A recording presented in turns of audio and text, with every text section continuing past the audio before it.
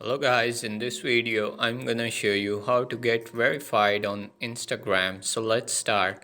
First of all, you have to log into your Instagram account and then go to your profile section. And here you just simply hit the menu icon on the top right corner of your screen. Then simply click on settings and then click on accounts. In this section, you just simply scroll down and click on request verification.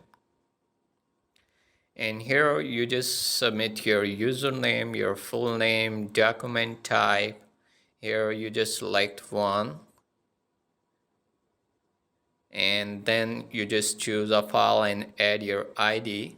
And here in the second section, confirm notability, you just select a category, region, audience. And after complete all this, you just simply click on submit. That's it. I hope this video is beneficial for you. If you like the video, do like, share and subscribe our channel.